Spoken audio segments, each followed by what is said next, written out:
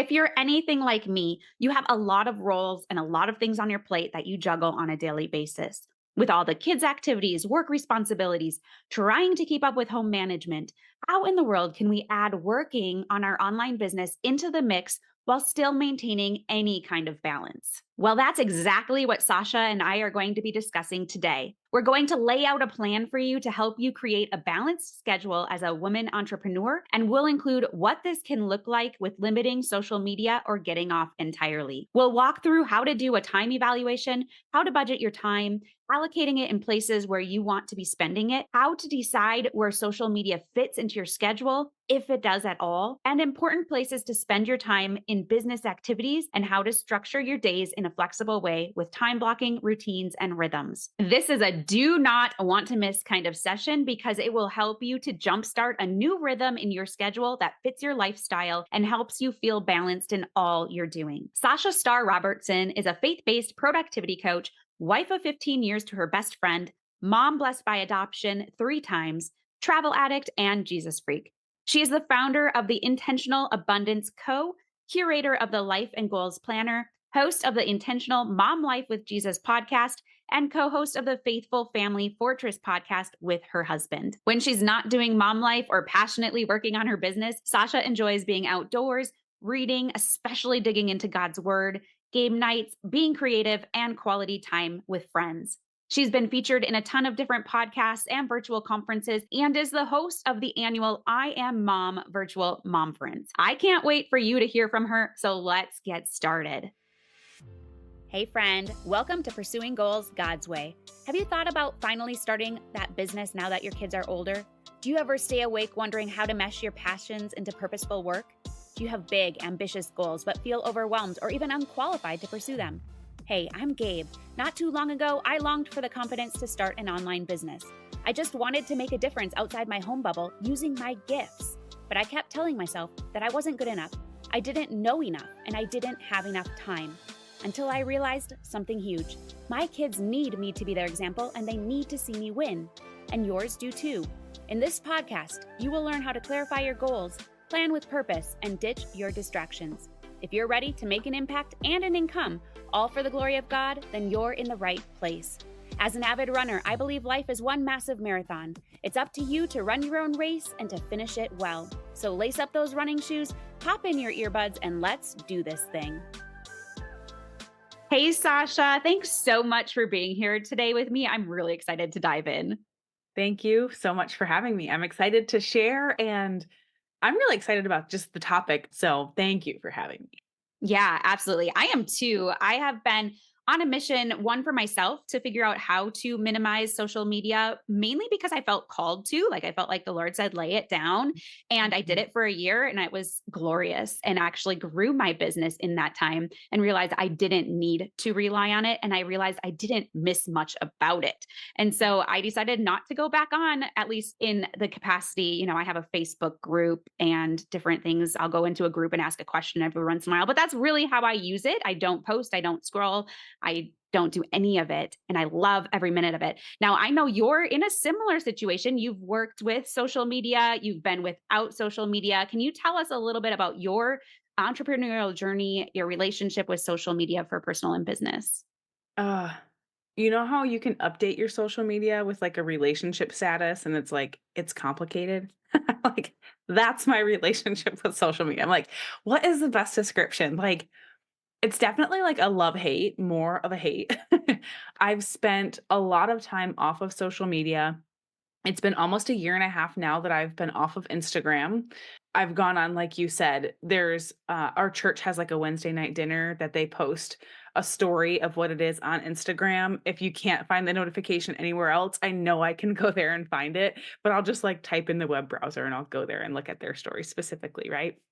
But I've gone periods of like a 30-day social media fast all the way up to being off of social media for 6 months with the timestamp of like indefinitely. And I am a believer, and I really feel multiple times that the Lord has just pressed upon my heart like, this is not a space where I want you in different seasons of my life. And I've definitely had addiction to social media where I'm constantly scrolling, constantly checking, constantly thinking about like, what do I post today? Or what do I need to post? Or maybe I should create this content. And I remember times where when I first started having those social media breaks, it took a long time to get my mind out of like, oh, I should capture this moment for social media. I should take a picture of this with my kids or whatever, because this would be a great story. It's definitely something that affects our mental health in bigger ways than a lot of us even want to talk about or realize.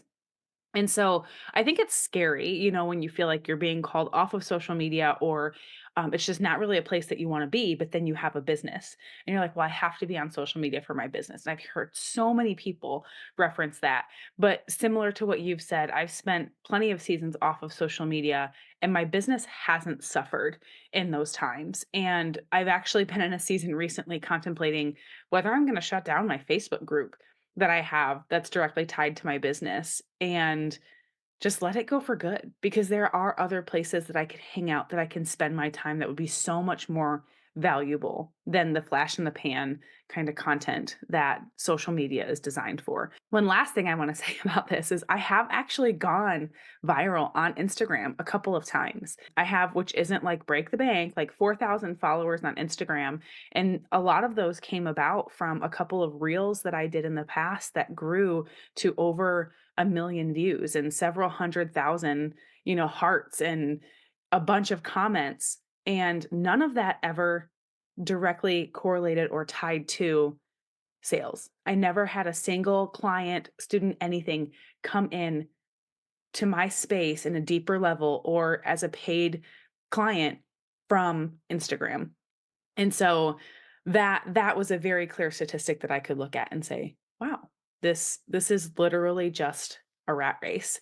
And that really helped me lay Instagram down for good. But I've still got some ties with Facebook. So, it's complicated. I love it. It's complicated. And I would say kind of similar. Mine is a little complicated because I have the Facebook group as well. And I've actually had the same feeling of maybe I just need to let this down or let this go. And part of the reason I stay is because I do moderate it with a couple other ladies, I have a couple other friends. So it's easier for me to keep doing. But like you said, and this has been a common theme throughout our conversations, is that clients and sales have not really come from social media. Social Mm, media has been a great way to nurture. It's a great place to be if you're an influencer. There's a lot of great things that do come with social media, but the sales side of things isn't what you're going to see for the most part in that space. And so it's a matter of, are you willing to take that time away from things that are going to work to drive sales? Or is that where you want to be? Do you want to show up there every day? And mm, like you had mentioned, one thing I love too is you were like, sometimes I had to think about it, like, how do I create this picture for social media? And it's a mindset. That was one of the freeing things that happened to me is I now just get to enjoy precious memories. Yes, I do right. take pictures, but I'm not thinking, oh, is this Instagram worthy? Especially when I'm with Mm, my kids. right. Yeah, Yeah. Ugh, so completely good. agree.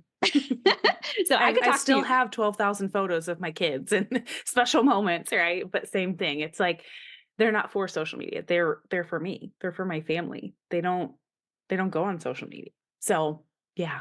Yeah, I love it. And then those special ones, I send to my mom or I send to my Mhm. friends. Like the certain people who are in my in group get my pictures and they know they have to send them to me for me to see their stuff. And I just love it. It actually is a bit more personal and a bit more of a deeper connection in that way too. So, Yes. yeah, I Yeah. love this. I could talk about this all day with you, but I know that our topic today is going to be really good. And we're talking about being intentional as we create a balanced schedule as women entrepreneurs. And one thing I want to start with is, where do we begin with being intentional with this? What does that look like? Yeah, that's a great question. And I think most people have this question and then they start somewhere, but it's not in the most critical place, which I believe is getting a very realistic picture of your time and how much time takes to do things, how much time you have to do things, how much time you want to allocate for certain things. And so I always encourage, like, if you come into my world, one of the first things I'm going to have you do as a student in any of my programs, as a client, I'm going to say, we need to track your time. We need to get a really good idea of what all of this looks like, even when you have a propensity to do certain tasks, whether that's tasks around your home, if you homeschool your kids, what time of the day is that most efficient and most effective? If you're working on your business, how long does it take for you to create a piece of content, whether that's a podcast or sending out a newsletter or hosting a summit, right? Like getting a realistic picture of how long things take in your life is something that you have to have because you can't go and create a schedule. You can't go out and be effective with the time that you have if you don't know how much time the things that are on your plate are going to take you to do. And so that's always where I encourage people to start is to track your time. Such a good point because I think there are so many time wasters out there too, and we don't realize how much time we're spending on something. Just tracking your time in social media alone can give you a big idea of what is going on and if it's a place that you should hang out. So I definitely recommend that too. But one thing, like one tip is I actually track all my time in my business too because I want to see how much time am I spending in my inbox? How much time am I spending doing collaborations? How much time am I spending on my podcast? So I can see, am I spending my time where is actually most efficient and where is actually driving the business sales and doing the most benefit for my audience too. And I started it just to check it, but I still track it today, kind of like I'm punching the clock because it helps me not waste time too. When I'm like, ooh, I'm on the clock. I got to get some things done. Right. So it makes me a little bit, I don't know if that might just be a mindset, but I think it's so important for us to do that.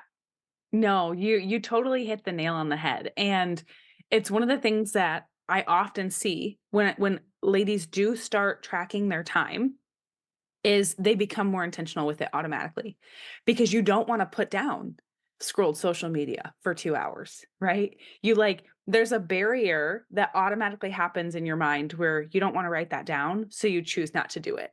But just like you said, yeah, with social media, I mean, you can go look, there's multiple ways on regardless of what kind of phone that you have, where you can go look at statistics of how much time that you spend in specific apps, in the Facebook app, in the Instagram app, in just social media apps in general, like your phone even categorizes it that way.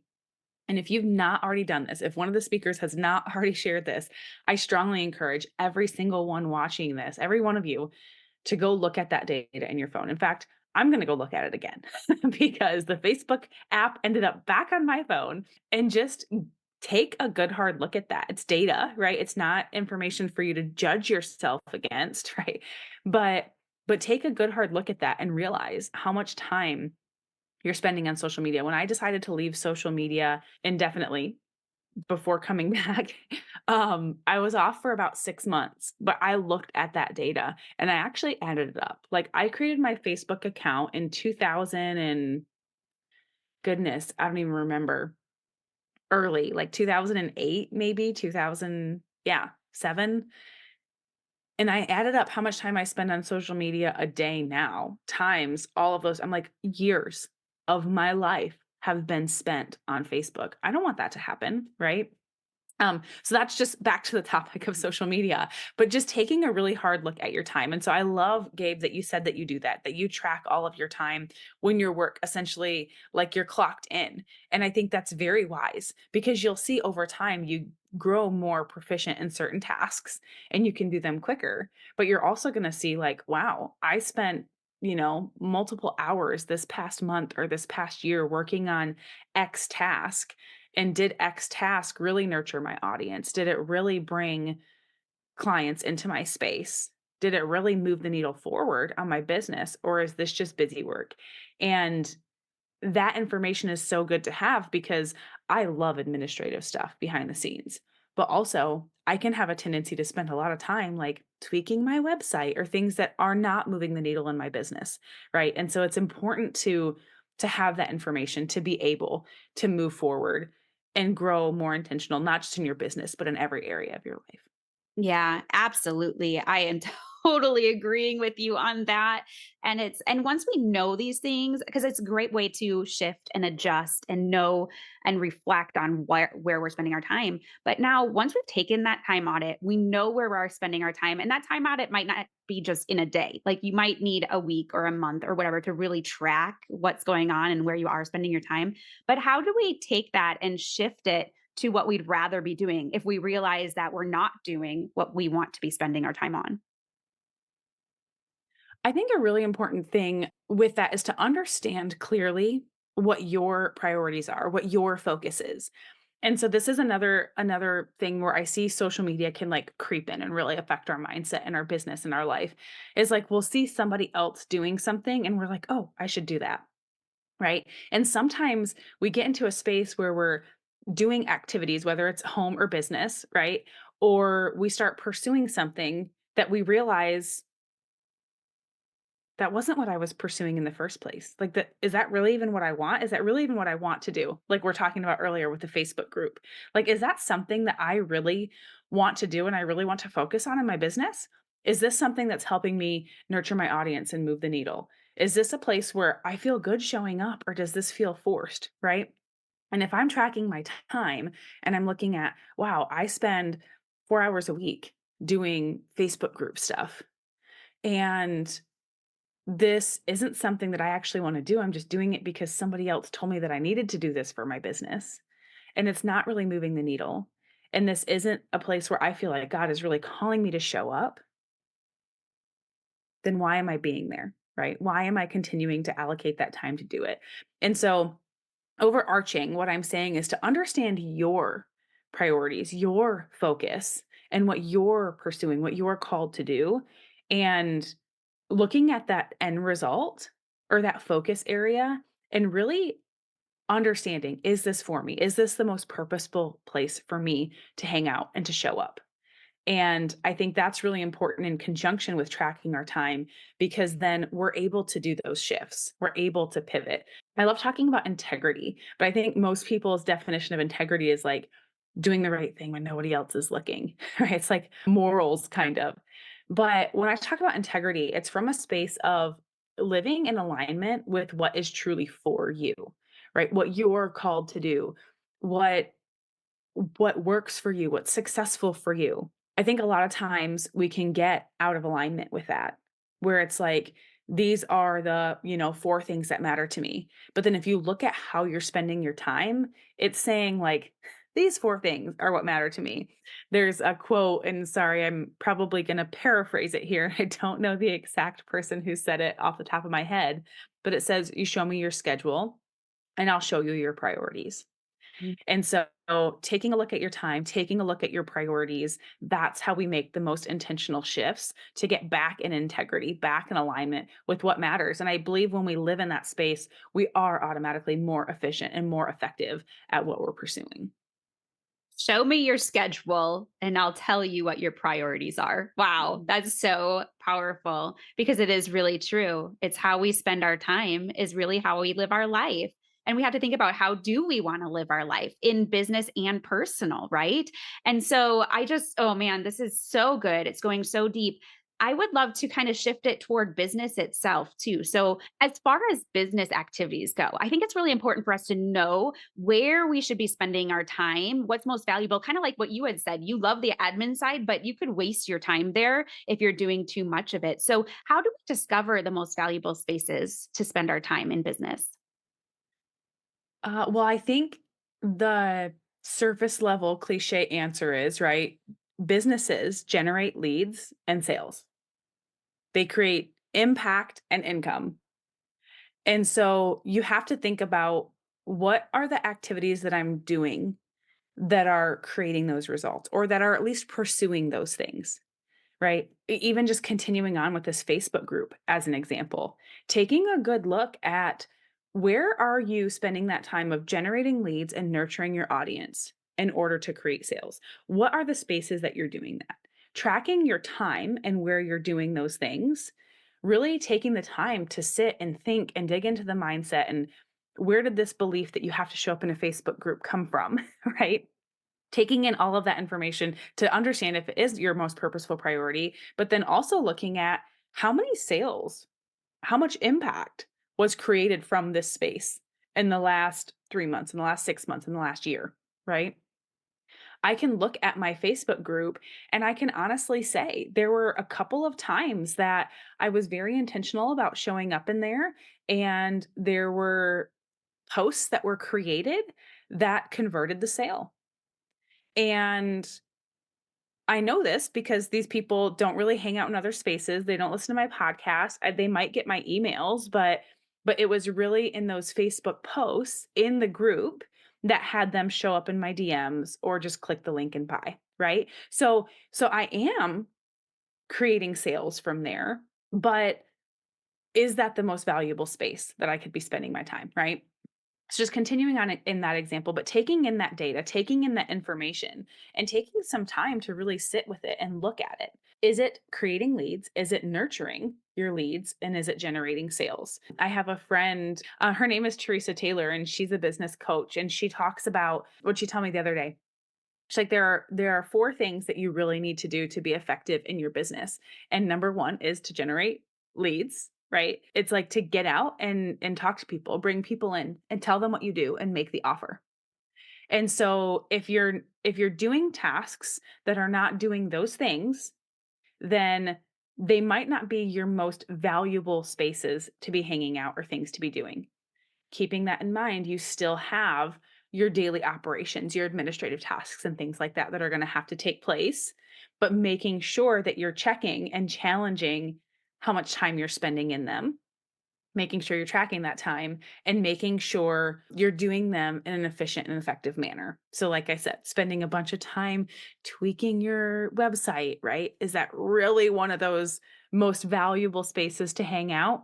Probably not. Most people are not going to care. Like the website isn't going to make or break. I know tons of people who have six-figure businesses that don't even have a great website, right? They're just like, here's a PayPal link, whatever. I think a lot of it comes down to just slowing down and taking a moment to look at the data, to gather the data, to look at the data, and then make really powerful choices and decisions for yourself of where you're going to show up and if it's the most powerful and effective spaces for you. As you're talking, I'm kind of in my mind have this visual of, are you a hobby owner or are you a business owner? Right. And Mhm. it's like, okay, if I'm a hobby owner, I might be spending all my time in the Facebook group, or I might be spending all my time in different places because it doesn't matter to me. But if I see myself as a business owner, I'm doing the things that are going to drive impact and drive sales.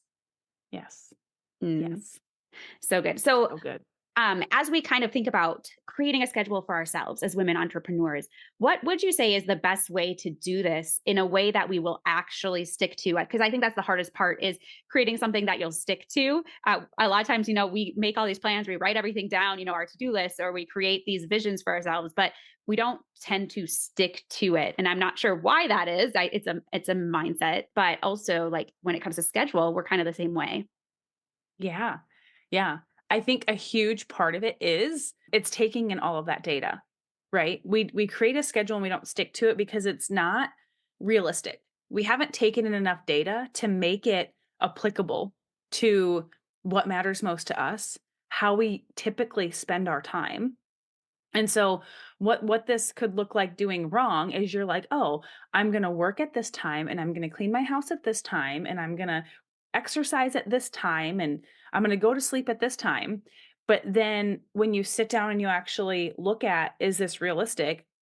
Or you take that and you compare it to your time tracker, you're like, actually, my business takes twice as much time as that because the way I'm choosing to do my tasks and the tasks that I'm focusing on, I can't clean my house at this time because my 18-month-old wants to run around pulling everything out of the cabinets as soon as I put them away. And I really actually don't like to work out at that time of the day. And so that's why that's a problem for me. Right. And so I think a huge part of it is when we pursue creating a schedule, we're just like throwing spaghetti at the wall, seeing if it'll stick. And then as soon as something doesn't stick, we just throw out the whole schedule. We're like, yep, see, this is why I can't do it. And then you just have a tendency to go back into whatever's the biggest fire right now. Let me focus on that. And then the next fire, and then the next fire. And it becomes to where life or other people or circumstances continue to tell you what to do, and you live off of this like never ending to do list, that's like a space that I encourage people not to live, but it's the space most of us end up. So flipping that looks like tracking your time. That's where it starts. Getting really clear on your priorities, understanding where you have a tendency to do things and to do them effectively. I always love to correlate like creating a schedule and budgeting your time, how Dave Ramsey talks about creating a financial budget. He says it's going to take you probably about 3 months before you actually have it figured out and you know what to pursue, right? You know, you feel like, okay, I've created a financial budget and I actually feel like I know what I'm doing here. Like you're going to create a budget and you're going to put a certain dollar amount for groceries. And then after a month, you're going to realize, oh my goodness, I spend twice that on groceries, similar to your time in your business, right? And it's going to take some time to figure it out. And so the last element that I think is really critical to creating a schedule that you actually stick to is again just slowing down and taking the time to evaluate. Every week, sit down and look at your schedule. What did I do? What didn't I do? And for those things that I didn't do, why did I not do them? Digging into the mindset behind it. Is it a task that you have a tendency to avoid? If so, why? If it's just something came up, right? Where it's like it was a one-time thing where an old friend reached out and she was driving by and stopped to hang out and catch up. Okay, that's a one-time thing. That's not something that you're avoiding consistently. But as you spend the time in the evaluation week after week and month after month, you'll be able to see those threads and themes of things that you really can focus on to help make that more effective and something that actually works for you. And again, maybe it's switching it around to a different time of day, different time of the week. Maybe it's calling in some backup. Maybe it's delegating a task. There's a lot of different ways to overcome, but it starts with taking in all the data, creating something that's realistic, and then making sure that you continue to evaluate and pivot on the backside. I love that. And I think it's important for us to realize that because I think we do get stuck because either we have a habit tracker or we have a calendar and then we're really rigid with it and we feel like, oh, we have to keep that. And then if it's not working, we kind of go down on ourselves like, why am I not able to do this? Instead of looking at, hey, my season changed. I'm in Mm. transition. Maybe I have, kids in diapers, or maybe my kids are transitioning to activities where I'm driving them all over the place, or Mhm. our seasons always change. And I like to talk about making sure you know what season you're in and what Yes. capacity you have because it changes, right? And so, as you were talking about evaluating and making those adjustments, I think that's such a key component to all of this, knowing that what you're doing is probably not what you're going to be doing exactly in the next few months or in the next year because you might have to shift something. You might not get that early morning time that you used to have. You might not get your late night time that you used to have. As we're kind of thinking about that, is there anything that you want to bring in, anything that you want to talk about as far as when things change in business or when our schedule needs to adjust for those seasons? Yeah, I think just remembering the evaluation is critical. I've actually gone through one of these seasons that you're referencing and very suddenly brought home a baby girl with no notice. And so it definitely changed the season of life that I'm in, which had me go back to my most purposeful priorities and figure out, okay, what matters most in the season of life that I'm living in? And I came from a season where business was arguably number 1, right? If you looked at my calendar, I was obviously being a mom and tending to the home and whatever else, but my business was like most of my thought capacity, right? Most of my brain power, a lot of time on my schedule, serving clients, creating things, whatever else. And I went from a season where that was my number 1, and I've watched business fall to number 4. And so that's been a very difficult thing to shift, right? But I had to take that time and look at my priorities overarching, like what matters most in the season of life that I'm living in? And how do I shift my schedule to be relevant to that? And again, it's been a process that's taken a couple of months to to constantly evaluate. And it's like, "Oh, yep, I'm still spending a ton of time in my business. This is why I feel overwhelmed. This is why I feel stressed. What do I need to lay down? What do I need to shift?" And it's just spending time in that evaluation. So revisiting your priorities in each season, whether that season for you is a month or 6 months or a couple of years, being willing to go back and say, what matters most right now? and how can I spend my time effectively in that space? And then being willing to do that evaluation over and over and over again until you find that sweet spot. And I want to encourage you. I truly, truly believe you can find that sweet spot because I have found it more times that I can count where I'm able to show up powerfully and aware and present in all the areas of life that really matter to me and have good boundaries around them and a good flow in my home and my business and my family. And I believe that is for you too. It's just taking the time to take in that information and tweak where necessary. That is so good. Such a good example too, just of a season shifting and knowing you need to change priorities, change your focus just a little bit. It doesn't even have to be so big. Sometimes it is big, but knowing also ultimately that we can't mess up God's plans. We really can't. So if we need to shift our season, if our schedule gives a little bit, if our business needs to take a back seat, if this is where God wants us, he's not going to, say, "Oh, forget you." Right? Like this is our kingdom impact right here. And that's where he has placed us for such a season as this or such a time as this. And so I think that's a really important fact to end on too, because we can do all of our own planning and do all the things, but we have to remember that it's ultimately God's plan too. And he has a specific alignment for us. And part of that is family, right? Yes. Family and then business and then, all the things. So we want to make sure that we have that integrity of the alignment that you were talking about. As we wrap up, I want to make this really practical for listeners. I know that this was a lot of information to take in, but such good information. What is action step that attendees can take today to actually start implementing this time tracking and getting a schedule that works for them? Start tracking your time. So there's a number of ways that you can do so, right? There's within a lot of like productivity apps or task management apps or whatever, they have a timer installed, or you can put it as an add-on feature. You can use something like Toggle, Toggle, totally free. You can create an account on there and track your time. It's just a start and stop. There's an even app on your phone that you can do. You can categorize your tasks of like, am I working on business? Am I working on home? Am I working on specific tasks in my business? Whatever. You can create projects and then tasks within there. Or you can even do pen and paper, old fashioned style. So I've created a workbook for you guys that you guys are going to be able to use. But I included just my time tracking worksheet. It's very simple.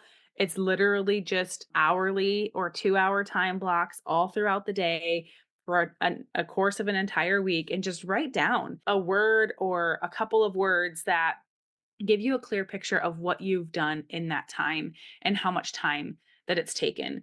I think that's the number one thing that you can do to grow in effectiveness and efficiency in your business is to get a really clear look at how much time it takes you to do things and where you're spending your time and what part of the day or week you have a tendency to spend certain tasks. Because that data right there, if you take that and you process it efficiently, and create a schedule off of that, it can have massive impacts and you can take leaps and bounds from there.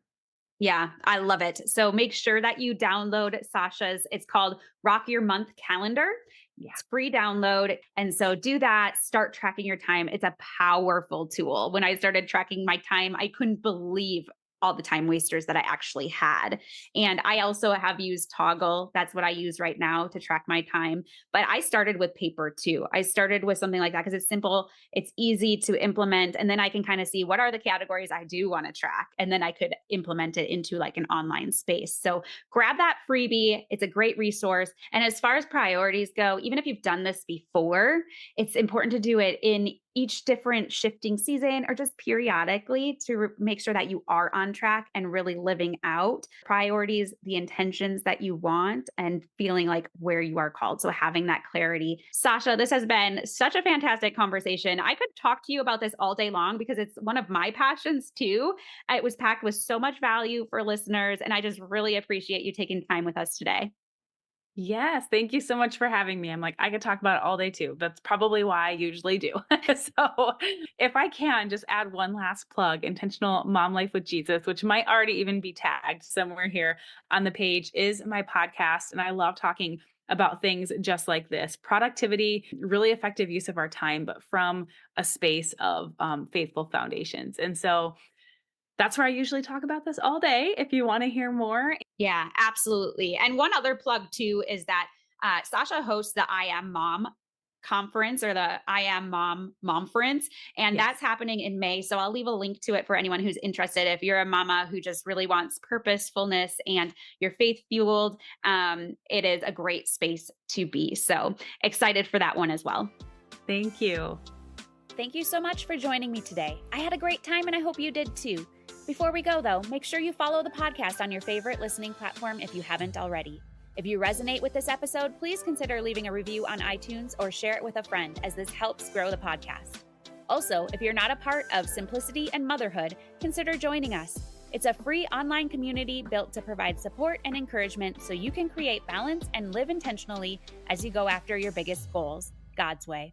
Head on over to redhotmindset.com for more resources and to find the link to join the community. In all things I pray, you just run your race. I believe in you.